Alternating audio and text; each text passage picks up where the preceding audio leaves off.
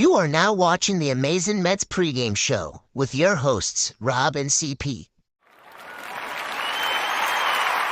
Let's go Mets! Let's go Mets! Let's go Mets! Let's go Mets! What's up, Mets fans? Welcome back to the Amazing Mets PreGame Show right here on both of our channels, X and on my Twitch channel as well. Hopefully everybody is enjoying their Monday. I'm in North Carolina and it's stormy and rainy and shitty, but in New York it's very nice, so that's a good sign for some Mets baseball today. Unfortunately, we're coming off a series loss from the Phillies as we had leads in each of those games and we only pulled out one of them. And the guy next to me, I know, has a lot to say about it since he was at the Giant game and that wasn't much better for him. But we do have a series today. We do have a game today, and the Mets need to do some damage. And they got lucky with the Dodgers winning against the Braves yesterday. So we're still tied with the Braves for that third wild card. Chris, how are you doing today? I'm not gonna lie, I could be better. That yesterday, my Sunday started off great because I ran a half marathon. The first time I've ever done that. It was a personal accomplishment. It was awesome. I felt good. And then I go to the Giants game, right? And I miss out on the Mets game. And I'm sitting there watching the Giants, and I'm like, okay, we're actually throwing touchdowns now. This is awesome. We're scoring. And then I find out our kicker's hurt, right? And so we don't score any extra points, no 2-point conversions, and we lose to a team that kicked 7 field goals. Okay, that's cool. Then I come find out the Mets grabbed a 1-0 lead and then gave it away in the next 2 innings as well against the Phillies. Frustrating time to be a Mets and a Giants fan over the last couple of days, unfortunately. But you know what? We got a new series, Rob. And it seems like we have a theme right on this live stream. You're wearing all black. I'm wearing all black. And despite today's lineup, we might be dressing for the Washington Nationals funeral as the Mets head back home to Citi Field. So listen, on to the next series. It was frustrating. You handed 2 games away against an elite team in the Philadelphia Phillies. You know, if you don't put consistent runs up on the board, they're going to take advantage and they're going to take a series from you because that is what good teams do. They capitalize and they stay in games just enough. But again, we're here talking about Mets versus Nationals. I know you dropped a series recap. I was out all day yesterday, but we're back. And the Mets have some games to win because they're still in this wild card race. Thank you to the Dodgers. The Dodgers and the Braves square off once more. So we'll see if the Dodgers can help us out even more. And hopefully the Mets take care of business tonight themselves. Please, everybody, hit that thumbs up on both streams. I definitely appreciate it. Rob's getting fancy with the Twitch streams and everything. I'm still over on X and YouTube and just those 2 platforms until I decide to expand myself. But show us some love. We appreciate it. And hopefully you all enjoy these pre-games as well. Absolutely. And yes, the lineup is looking very interesting, but you know what? I kind of like it in the way that they went about it in the top 6. And we'll talk about that in a little bit. But to go over a little bit about yesterday and the series with Philadelphia, since, you know, you weren't here with the post game, and shout out to everybody coming into the post game. It was tremendously large viewing on that post game. I do appreciate everybody over there. And remember, guys, just because one of us are doing a show doesn't mean you can't show support to the other channel and subscribe as well. That's the whole important thing. We don't do this just for, you know, just to have somebody to talk to. We do this to help each other channels out and everything like that. And Chris is on his way to 1,000. So let's get it. Let's get him to that 1K. And then we'll really be talking about some good stuff going on for his channel as well. But with the Phillies, look, the way the Mets were playing and the way it was looking, guess what? They should have swept that series, or at the very least had a series victory. They should have never. Now, yesterday was a tough performance, but it was a pitcher's duel. It was anybody's game. The 4-0 lead in game 2 was the more frustrated out of both games, in my opinion, because to slowly give up that lead was just sucked. Because, you know, besides Harper, nobody did nothing to Severino, and then the bullpen couldn't hold it. And regardless of Garrett, what I talked about with the pitch selection and why throwing your third best pitch, it's not they still had opportunities to hold on to a lead and still win the ball game. They didn't do that. And then we came down to yesterday where Diaz was afraid to throw that slider on the 0-2 pitch to JT Realmuto and throws it in his wheelhouse up in the middle of the zone, up like letter high, which is exactly where he likes the ball. And he hits it to right center, and the ball game is over. So, Chris, I want to get your thoughts specifically on yesterday because we did speak about Game 2. We were together during that. But what was the most frustrating for you yesterday overall? I mean, there's a multitude of things. Honestly, David Peterson was pitching well, so I get the decision to try to extend him, right? Especially taking a look at what the bullpen did the previous day. The lack of offense is always concerning. Again, I believe it was, correct me if I'm wrong, it was Christopher Sanchez on the mound yesterday versus the Mets, correct? And I came into the series, right? In my series preview that I did, talking about Christopher Sanchez, and saying how his changeup is his bread and butter. He's having a good season, and he's another lefty that the Phillies are going to throw at the New York Mets. And night and day different because he is by far a better pitcher than Colby Allard was, and we saw the difference between the two guys. Tyrone Taylor has been huge for this team this whole entire year, so it's great to see him hit that solo home run. But again, the lack of offense over the last what can we say, like 15 innings of baseball, because they didn't score after the third inning in game 2, and they didn't score right all game minus that solo home run by Tyrone Taylor yesterday. Like, this team needs to show up and they need to start producing offensively to help these pitchers out. Severino, again, as we mentioned in the post game after game 2, we both acknowledged that yes, he made some mistakes to Bryce Harper, but he didn't pitch that bad of a game. And David Peterson had a wonderful bounce back performance compared to what he did in Toronto. So the offense really is the primary focal point for me. But also, I mean, we talk about pitch selection. We talked about the Reed Garrett pitch selection in game 2. I actually liked Edwin Diaz and utilizing, I believe it was the fastball in 0-2 to JT Realmuto. I kind of like that. But the thing is, if you're going to utilize a fastball in that count, you can't leave it over the middle of the plate, right? I understand that it caught a little bit of the outer third of the plate, but not much. If you're going to throw that fastball 0-2 to a veteran hitter like JT Realmuto in that situation, you got to get it outside more. But again, I can't sit here and tell you that that was the wrong pitch, because what have we been seeing out of Edwin Diaz since that Arizona Diamondbacks grand slam he gave up? He's been trusting the fastball and more often than not blowing it by everybody. So again, frustrating loss. I didn't get to see it live. I caught snippets of the game, so I'm kind of just telling you my experience based off of what I saw and gathered. But I'll take your word for it in terms of everything else that's mentioned. I wish I sat through that, but then again, I wish I didn't. I didn't really know. It's like pick your poison watching the Giants and Mets lose last night. So unfortunately, it was the Giants for me watching them lose. But again, it's frustrating because you give away these games, right? When you have the lead, especially going into the later parts of the game, you need to win these games. And it's like watching these wins slip away from you. We talk about not having any margin for error because of what the Mets did in the month of May, having such an abysmal May, not being able to close games out late in ball games. And it's like, this is the time where you're supposed to make up for that. And the Mets, over the large part of the last couple of weeks, have been doing that. But then you get to a series like the Philadelphia series, and it's just back to square one. So need to start finishing ball games, and you need to start coming through in the clutch offensively and the bullpen here, because honestly, the bullpen hasn't been perfect as much as I've been preaching that I love this Mets bullpen down the stretch. So we'll see what happens. Again, you got to go out there, forget, even as a Mets fan, you got to forget. We talk about it, but it's on to the next. I think game's 150 today, right, Rob? It's game 150. We Yes, got sir. about 12 13 more. games to go. 13 more. Exactly. So let's do it. There's no other time than right now. That's it. Yeah, look, absolutely.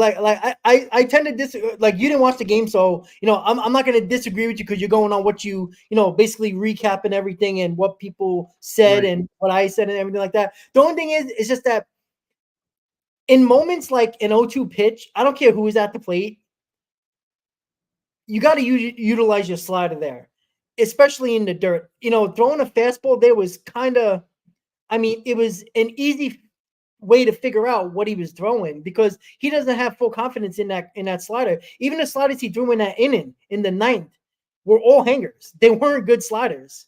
And I don't think he's not confident in that slider. And that worries me with more smarter hitters like JT Realmuto, who is also a catcher. He was eyeing that fastball, waiting for that pitch to come. Like he was not expecting a slider. He was way too balanced, way too level with his swing to think that he was expecting a slider. And that's the only issue that I had.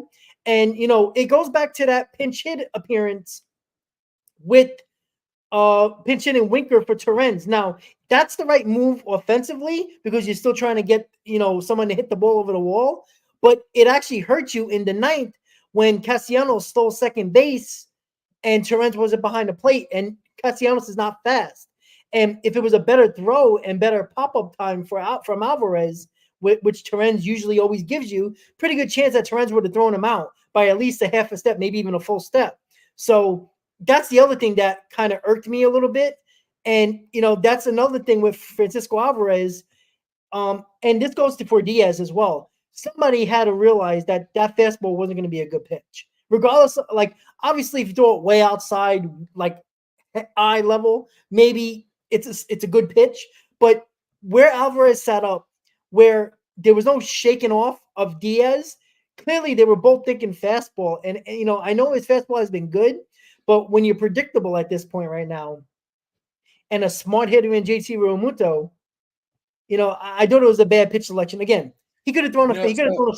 He could have thrown a slider, and he could have hit the ball anyway. I just felt like the slider was a better choice. Even if he would have located it badly, I think that Realmuto, the way he looked at that plate on that 0-2 pitch and the way he hit it, felt like he was expecting that fastball. That's why I thought it was a bad pitch.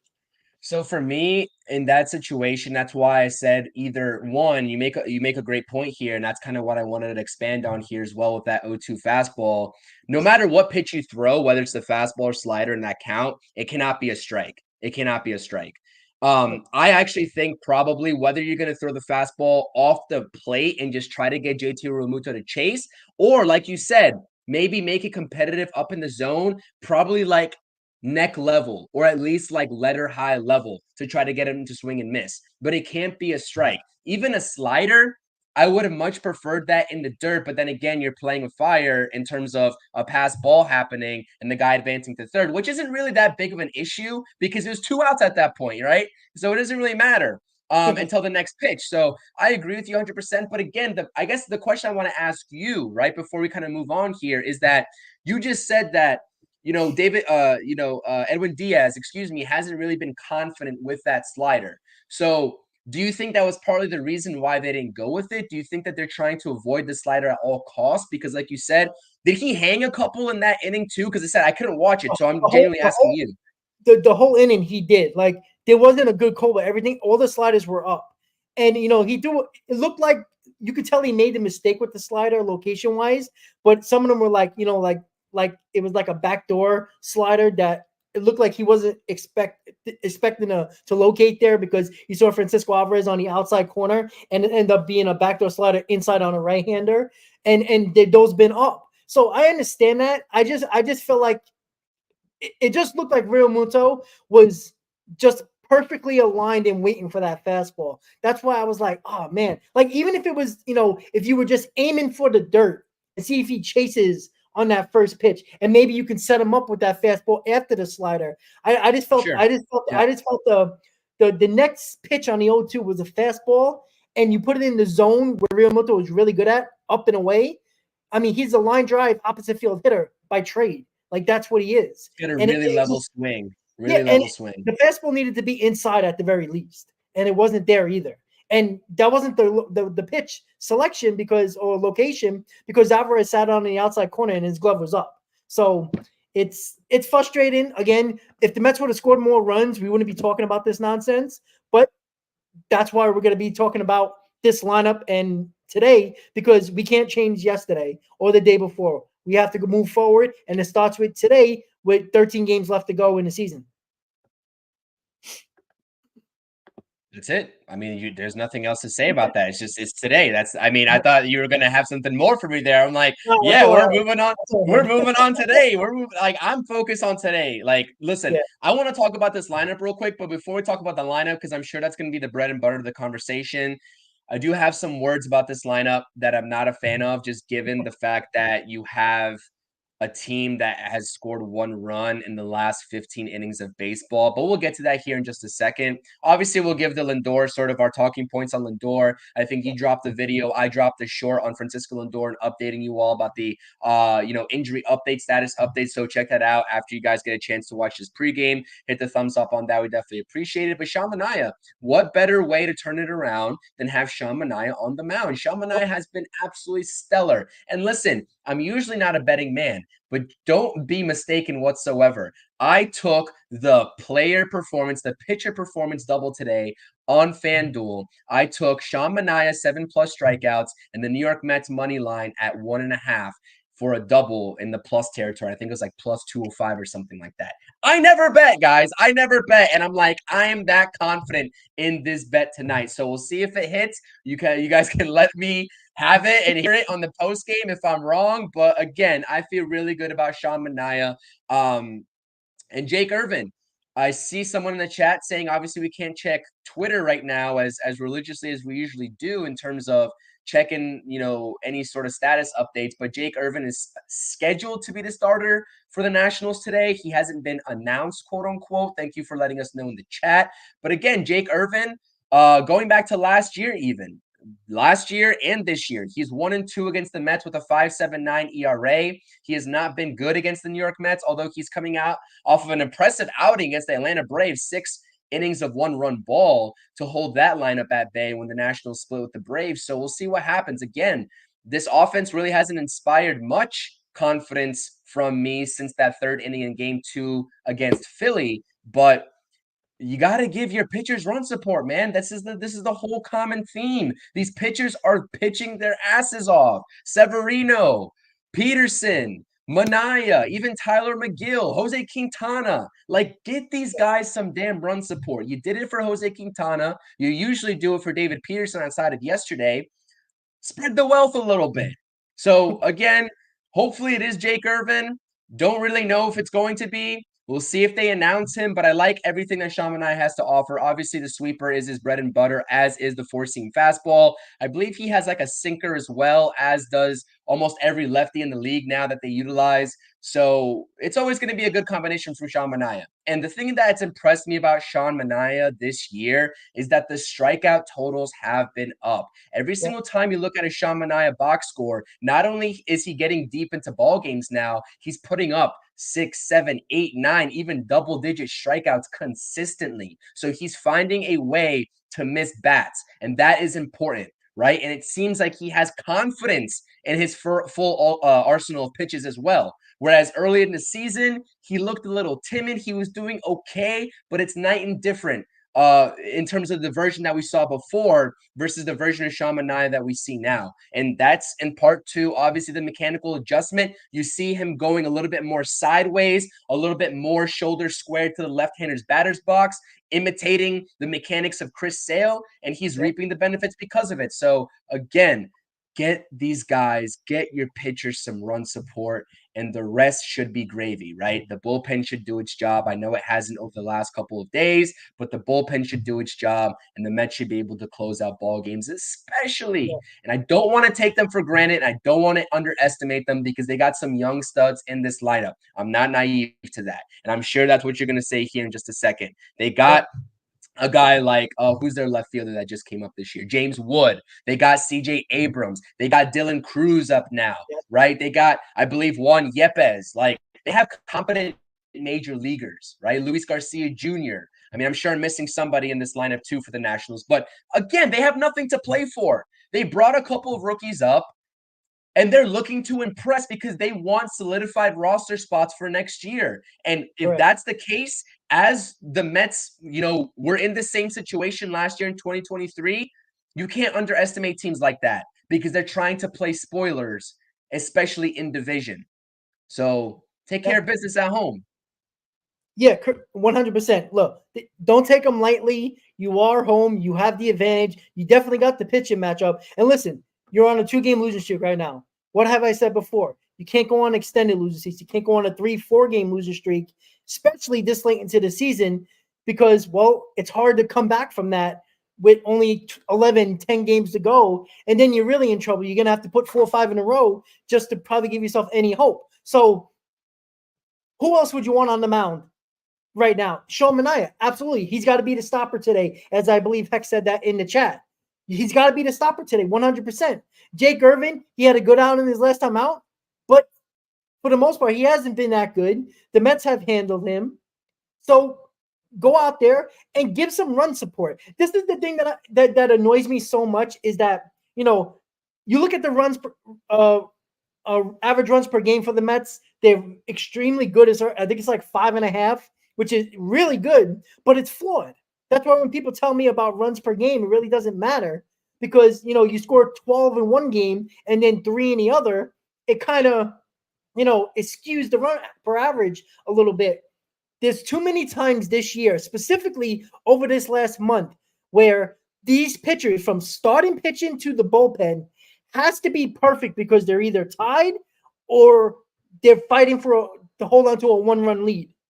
It's been that way too much as of late. Now, game 2, mostly on the pitchers because they did have a 4-run lead that from Severino down to the bullpen. But when you only score in the 3 innings in that second game and nothing else for insurance runs, what did you expect a team like the Phillies to do? They're going to slowly come back, especially if you don't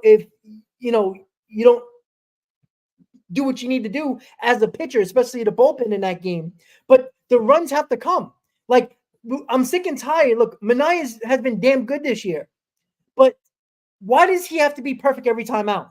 How about giving him 6 or 7 runs where, he doesn't have to, pinpoint control and location and, spotting his fastball, doesn't what he has to do, what he's been really good at. How about, he can give up 3 or 4 runs and not have to worry about, oh shit, here we go again. I got to be perfect. It's sick and tiring. I know it's baseball. That stuff happens, but it seems like it happens a hell of a lot more to the Mets than anybody else. Every time we're looking at it, a bullpen guy comes in. Oh, it's got to be perfect. He's got to be perfect. They're either tied or up a run or down a run. So any mistake, nobody's perfect. So that one mistake could cost you a game.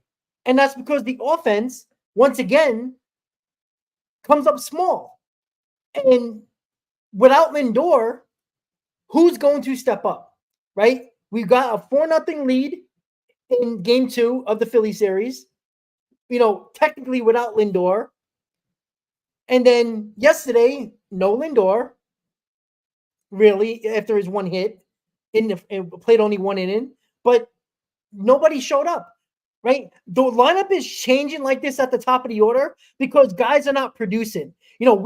Some might like it, some might not like it. I know, Chris, you have some choice words to say about the lineup, and people in the chat do as well, but it's nobody's fault except the people who are not doing their jobs at the top of the order. Alonso and Nimmo, they should easily be in the top 4. Why aren't they? Because they haven't performed. Vientos has been struggling for the last week or so, probably a week and a half. He's out of the top 4. Those 3 guys should be at the top. It shouldn't be Winker. It shouldn't be Martinez. Well, technically it could be Martinez, but I like Martinez in that 5 spot. But how can you trust anybody else right now except Iglesias at leadoff, Winker who's been a pretty hot bat, Martinez who's been hitting the ball, just been hitting it to bad luck. So your best 3 hitters right now at the current moment are the 3 guys you see in your top 3 in the lineup today. Alonso and Nimmo, you can't bat them 7th and 8th, even though I'd love to because they've been terrible, right? So the best case scenario is putting them 4th and 5th with Vientos in 6th. So 4, 5, and 6 should be at least 2, 3, 4 at the very least. And now they're 4, 5, 6. Now that extends the lineup if they actually hit, but it's frustrating. And when it comes to this lineup, Chris, and you can say your thoughts, it's just frustrating because this lineup shouldn't be changed like this. But what is Mendoza supposed to do? Put 3 guys that are not hitting at the top of the order and just, hope the supporting cast at the bottom of the order does its job, because one of these guys, Vientos, has carried his team at some point this year. Nimmo did it very early for the most part, like in June, parts of July, and Alonso really hasn't all year. So, like, what? I don't know what else to do. Mendoza's hands are tied. So this is my thing too, and I think Hector said it in the chat. I agree with him. I have two problems with this lineup, and I should clarify. I should have clarified it before that I only have two problems with this lineup. The rest, because I get it. We're at the point of the season that not many people want to hear us bitching about the lineup, right? And I don't want to be doing it either, to be honest with you, because I refrain from doing it. But the two things here is that I get JD Martinez has been putting better swings on the baseball lately, right? And he's been hitting the cover off the baseball, whether he's getting the actual results of a hit or not.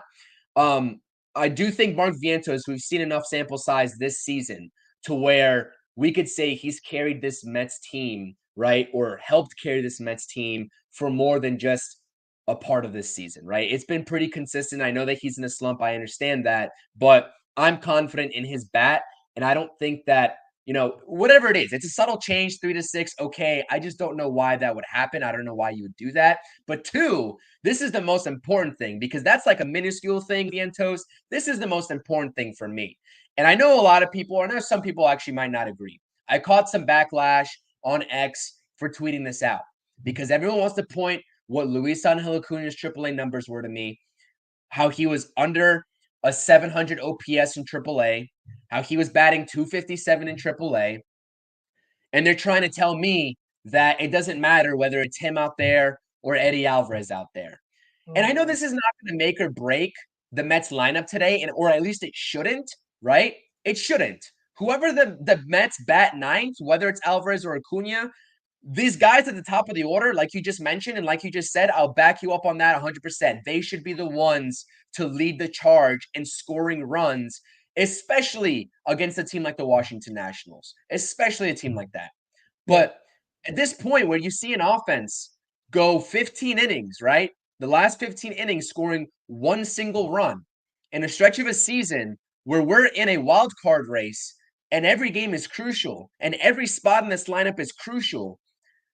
I don't understand why you're batting a career 178 hitter and you're playing him over the guy that looked pretty damn solid all around, defensively and offensively, and Luis Angel Acuna. Yes, we'll talk about the Lindor injury. We received some good and bad news. The good news is the MRI is clean on Francisco Lindor if you missed it. And the bad news is that we might not see him until a couple of days. So he might miss the first two games of this series, best case, or, the whole entire series. So the Mets might have to go through 3 games, a 3-game set with the Nationals without Francisco Lindor. Not that I think that the Mets can't handle it. Obviously, it hurts you, but they should beat the Nationals even without Francisco Lindor. I would like to think so. So, again, but you bring up a guy, and Luis Angel Acuna, I'm not telling you that he's going to hit for some worldly power like he did in the Texas Rangers organization. I'm not telling you that. I'm not telling you that his power is going to translate to the major leagues. All I'm saying is that I'm more comfortable with him playing and his inexperience at the major league level. And I would rather just see him out there after a solid series all around in Philadelphia than a guy that I know what I'm going to get from Eddie Alvarez. Good defense, can't hit a lick, right? Cannot hit anything. Career 178 hitter. And I understand, right? Hector in our chat mentioned and put the clip of Mendoza talking about how he trusts all these guys in Lindor's absence up the middle, and Acuna, Alvarez, and Iglesias. Yes, and they're playing the matchups. That's the key word here, and that's why Eddie Alvarez is supposedly in today's lineup, because of the matchups. Jake Irvin against left-handed bats, right, is strategically worse than what he produces against righties. So I understand that. I understand that Eddie Alvarez in his career also, in a larger sample size facing righties, is much better in that category than he is versus lefties. I understand all of that. But how much do matchups really matter when you're batting a guy that's a career 178 hitter? It doesn't matter to me at that point. Yeah. Marginal gains at that point don't even outweigh the inexperience level, quote unquote. So I understand Luis Angel Acuna is going to play, maybe even tomorrow. But I would have just liked to see him out there today to set the tone, to sort of build off of a great series that I personally think he had, right? Yeah. In Philadelphia. That's my main gripe. I just don't understand it.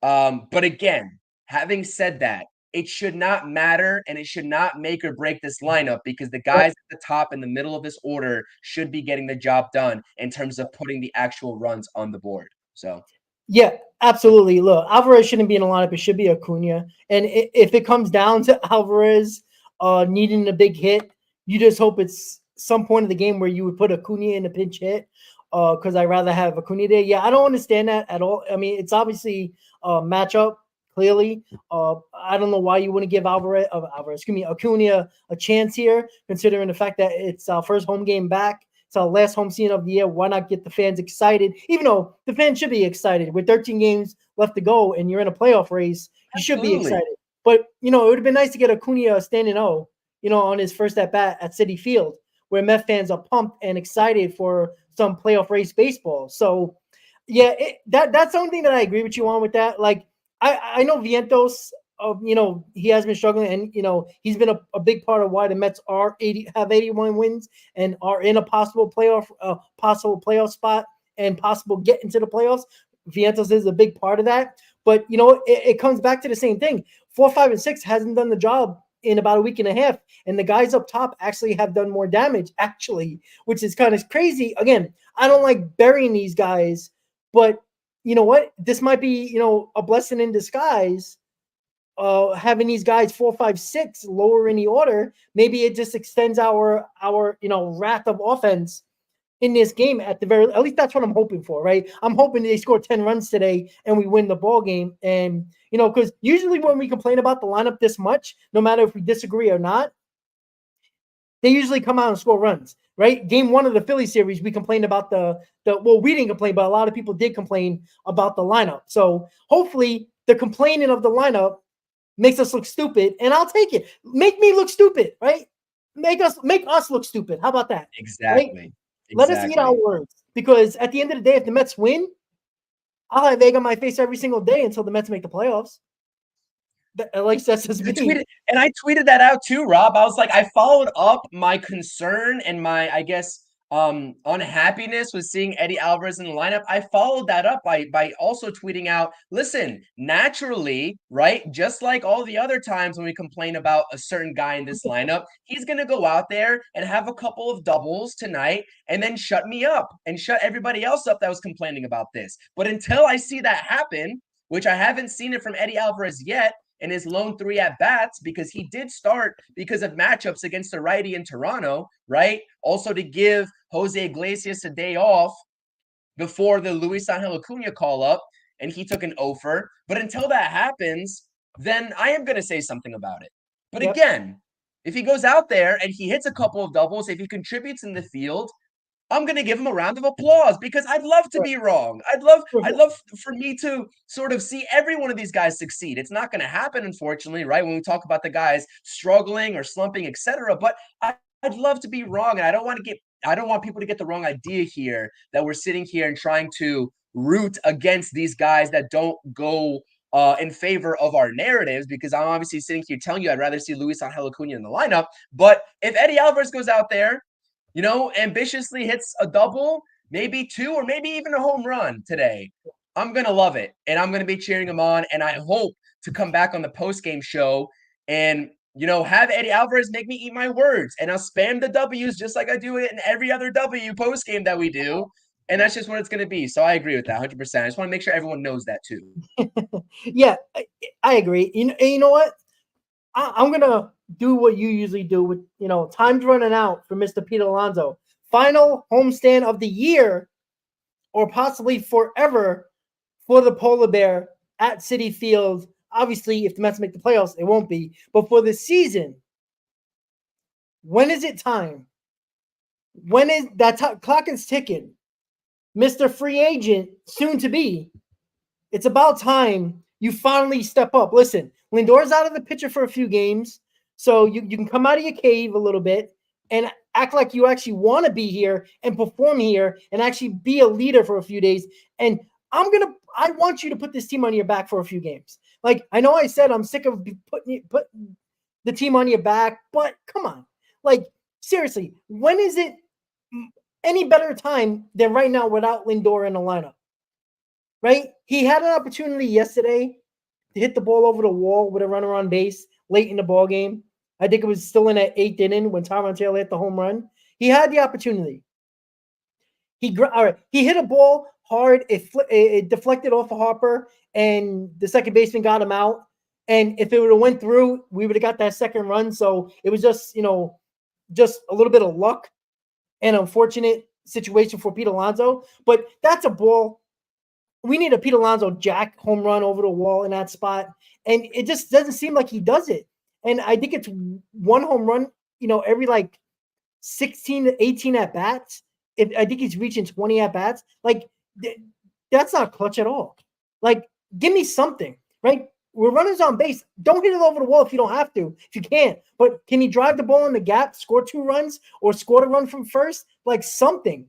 Like, this is the moment here. Pete, your last homestand of the season. You might be gone after the season. You might never wear the New York Mets home uniform again in the season, possibly in the playoffs.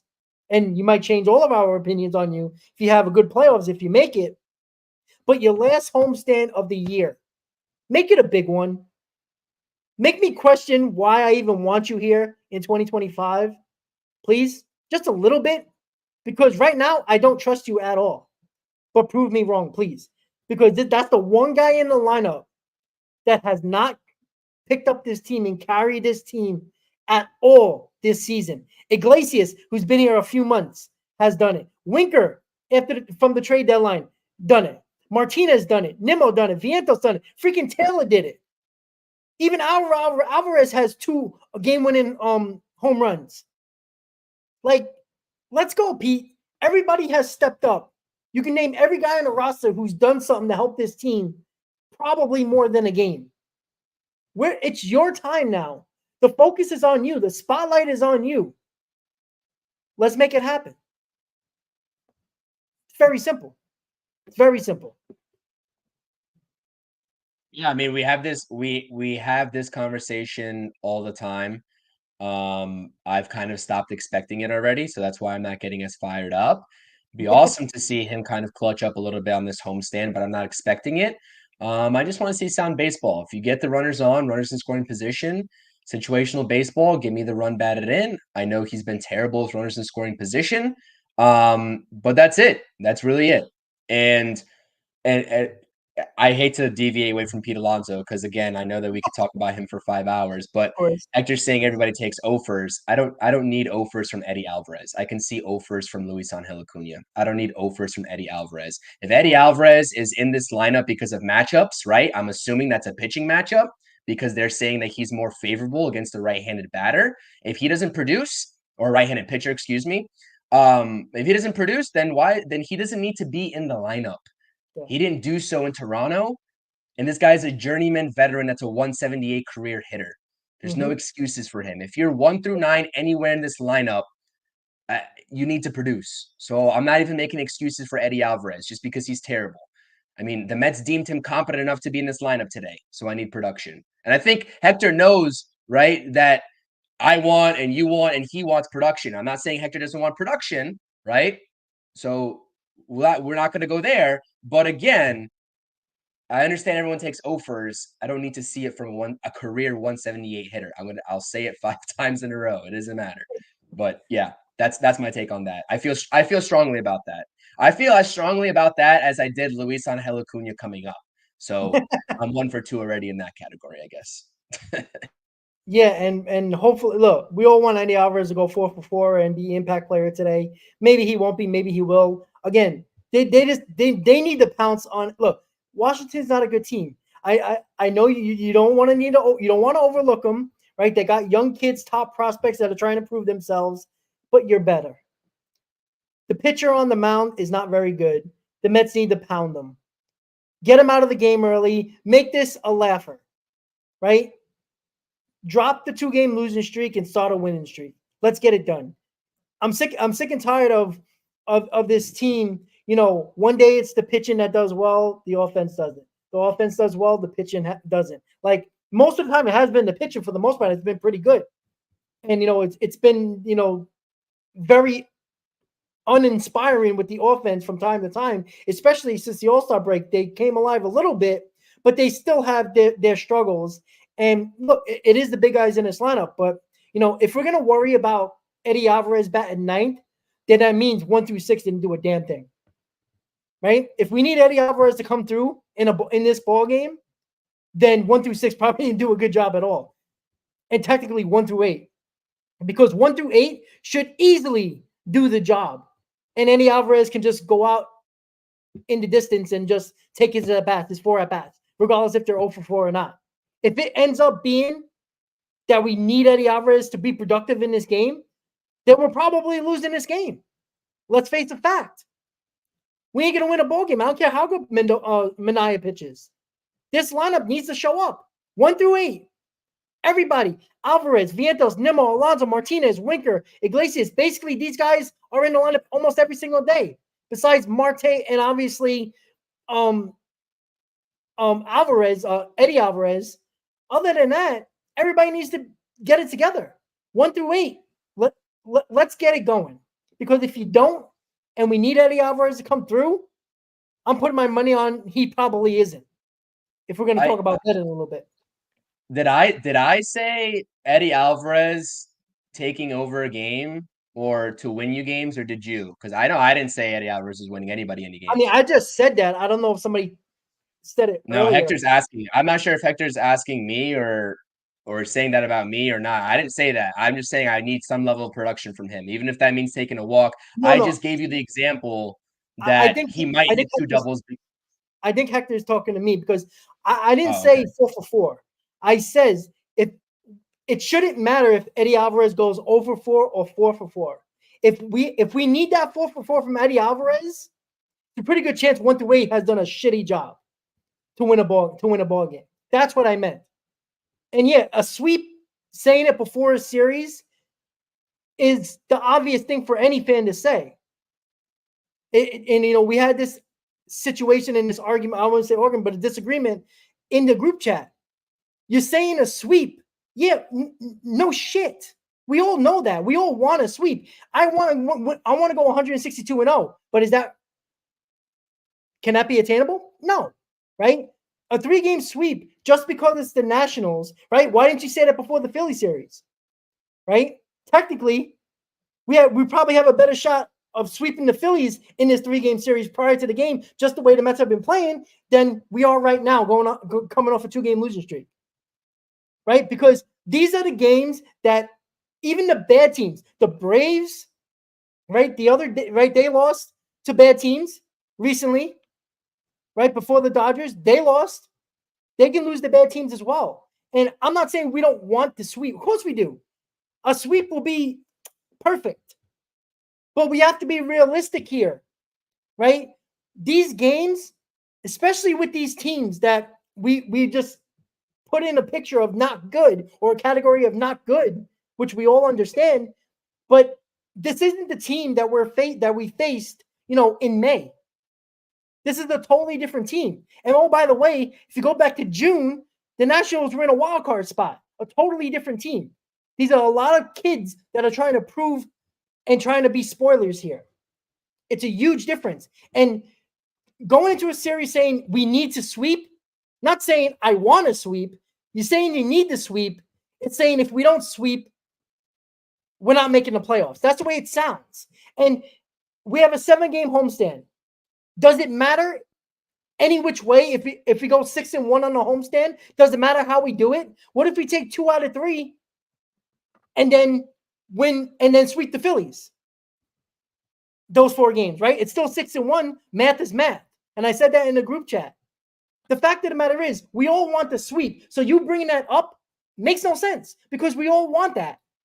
But to say we need it is silly because the Braves can lose the next 3 games and we can win 2 out of 3. We gain 2 games on them. So it's understandable that you want to sweep, but saying we need a sweep is silly because mathematically we wouldn't be out of it regardless if we sweep or not. So, no, you did say that. You just said that. Because you say it all the time, and it gets, be honest, it gets boring. To be quite honest, it's a silly comment, and I say this all the time. This is going back years of the channel. When you want a sweep going, when you say you quote unquote need a sweep, is not wanting a sweep. If you want to sweep, that's your opinion. But needing to sweep makes it seem like if we don't sweep them, it's Armageddon. It's the Mets apocalypse. It's LOL Mets. Game over. Season over. That's the way it's sounding. If the Mets had 3 games left and they needed to sweep to make it mathematically, then you couldn't be more right. But the fact that you're saying that, it's showing desperate. You sound like a desperate Met fan. And I don't want this team to play desperate. I want them to play confident and play their game, because they're not going in saying we need to sweep. They want to sweep, but not need. Yeah, I understand, Hector, but I got subs. We got a channel. We work hard. You work hard. The fact of the matter is boring when you say sweep. You're wasting everybody's time by saying it's sweep, because we don't need a sweep. We need a series win. And if you do the math, we can get to 90 wins by winning series here. And that's the fact that this team needs to go. Because if they think they need a sweep, then you're gonna get very disappointed, because they might not sweep. That would suck. We all want to sweep, but we have to understand the situation, that it's not dire to need a sweep. It's dire to win a series. The Philly series sucked because we lost the series. That's the problem. That's why I keep on saying need is silly, because mathematically, it's not true. That's it. I'm sorry to say that. No, you're good. You're good. I don't know if I have an opinion on this. I was kind of just enjoying this back and forth exchange between you guys. Honestly, but you know what though? Like I said, I mean, we could talk about series, we could talk about whatever. I mean, we're going to be on here in the post game. We're going to be talking about either a loss, or we're going to talk about a win for the New York Mets in game number 150. And I sure as hell, for the sake of making these streams fun, I hope that we get hype, and we're able to get hype after a Mets win tonight. And that's the bottom line. Again, the lineup is what it is. We got Manaea in the mound. You need to score whatever the lineup is, right? Because if Carlos Mendoza puts you 1 through 9 at this stage of the season with how important these games are, that means they have any sort of confidence in you to produce. Whether production means hitting a home run, whether production means taking that crucial walk, or whether production means, going opposite field and hitting a sac fly, like we saw Pete Alonso do in that Toronto series, in which we need to see more of from these guys with runners in scoring position. Absolutely. Whatever that definition may be to these individual players, it doesn't matter.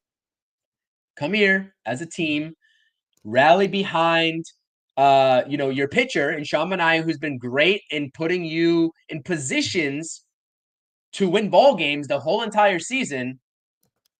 And then we'll talk about it on the post game. Again, like I said, all we're talking about here in the pregame and my sort of analysis on Eddie Alvarez versus Luis Angel Acuna. That's what I think, because I think Luis Angel Acuna at this point would not only be the more exciting watch in terms of the difference between the two players, but I also think, especially with the bat, I would trust, as bad as everyone wants to make it out to be, that his AAA numbers are bad. Again, we all know that AAA numbers don't translate to the major leagues, whether they're good or whether they're bad. You can't have success in the major leagues if you had bad AAA numbers. I'm sorry to tell you, there's been cases of that happening, right? Again, it's not ideal, because you want to see your prospect killing it in AAA, but to write this guy off and to tell me that he is not the better option because, you have a journeyman in Eddie Alvarez and he provides the experience, whatever experience means to you as well, and him batting 178 over the course of his career, if that impresses you, then I don't know what to say at that point. Again, I don't think anybody's been saying that in the chat, but I've seen it on my X account with people responding to me, and it just makes no sense to me. So again, we'll see how it plays out over the course of this game, right? Mendoza made the decision, and us fans, we live with it. And we go out there, we trust the first-year manager, right? Whether people have not been trusting him all season, I think me and you definitely have been, and we've been telling you that. But again, we want to see a win. Let's go out there and win. Be a little bit positive. We see some negativity on this stream here. Everybody's gonna getting riled up. You know it's playoff baseball when Yeah, right. everybody's getting riled up, and we're talking about sweeps versus series wins and what this team needs. I love the fire. It's a crucial time, and guess what? Again, I said it right on the last post game, on the last pregame, etc. Think about Mets fans, right? Where we were at last season in 2023. Just put yourself and let's humble ourselves a little bit. I have to humble myself every once in a while. And let's think about where we were at last season in 2023 and how abysmal we were on these streams, having to talk about DJ Stewart of all people going on this magnificent run and how, oh, DJ Stewart can make an impact for the 2024 New York Mets, right? That was the talking point. We got a crucial stretch of games here to talk about, and I love every minute of it, no matter how it ends, because the Mets can fall flat on their faces for all we know, and we'll be having some pretty amped up chats. But I'd rather see this type of baseball this year in 2024 than the last season. That's what I'll leave you all with. Please hit that thumbs up. Again, let's go Mets. Take game one of the series, which is so important. I say it every time. The Mets did that in Philly. They didn't work out in their favor, but take game one of the series. See you all in the post game. Hopefully, we're spamming the W's and spam those likes as well. Subscribe if you haven't done so already. Almost at 1,000 subscribers. Again, I'll be doing more giveaways on the channel once we hit 1,000. I appreciate you all support. Thank you so much. Absolutely. And listen, the disagreements, the arguments, the passion wouldn't be here if this Mets team wasn't in a playoff race. That's a great comment by you for sure. Yeah, it is. Look, we all want one goal: the Mets to make the playoffs. They have a chance to do that with 13 games to go, regardless of what they need to do to get there. They need to do it, and it starts with tonight with Manaea on the mound. Nobody better. Me and Heck agreed on that. Nobody better than Manaea on the mound to beat a stopper on a 2-game losing streak. Tonight's the most important game. Tomorrow will be an important game tomorrow. Hopefully, Mendoza doesn't play for tomorrow with his bullpen because he's been a little – I don't know what he's been doing with the bullpen lately, even though pitchers still need to come through. But play today's game today and worry about tomorrow. And that's what we have to worry about as tonight's lineup, tonight's pitcher, tonight's game. We win number 82. Do we want to talk about Grimace at all, if anybody cares about that? Because they're giving him a commemoration seat, right, in the Coca-Cola that corner. Is so weird, but whatever. You know, I mean, who cares? Like, look, everybody's going to blame. Look, everybody's going to be LOL Mets if the Mets don't make the playoffs, and it's all Grimace's fault. And, you know, the Mets have a little gimmick again, Mr. Grimace. You know, I don't care. Listen, if the Mets can't win, if they need OMG or Grimace or Haktua or, you know, whoever, just pack it in, please. But the purple seat is kind of odd, but I don't care. I really don't. Just get the job done, and Grimace will be part of 5 Days in Flushing Part 2 of 2024. How about that? That would be fun, right? I want a 5 Days in Flushing. That means the Mets went on a run. That's all I want. So, purple seat, Grimace seat, what is it, section 303? I think that's what? The Coca-Cola corner by the right field pole, right? Yeah. So, get it done. Let's have fun. Let's embrace this team. This team still has a chance. Let's have support. We disagree. We argue. We're passionate. Just because we want this team to win and we love this team, right? We wouldn't be, you know, acting fool sometimes on social media if we didn't care about this team so much. So with that said, guys, enjoy the game. We got about an hour until Mets baseball. Let's go, Mets. Hit that thumbs up, guys. Subscribe to both channels. If you're on X, head on over to YouTube for a second to subscribe to the channel. And if you're watching on Twitch, come over to YouTube as well and subscribe to Chris's channel and my channel as well, as we're going to be doing a post game later tonight after the game. Hopefully speaking about a Mets win. Mets got Manaea. Nationals got Irvin. We'll see if the Mets pull out a win here. And hopefully the Dodgers beat the Braves again. And then we're up a game. Let's go, Mets. Enjoy the game. And we'll see you next time, guys. See you later tonight. Let's go, Mets. Let's go, Mets.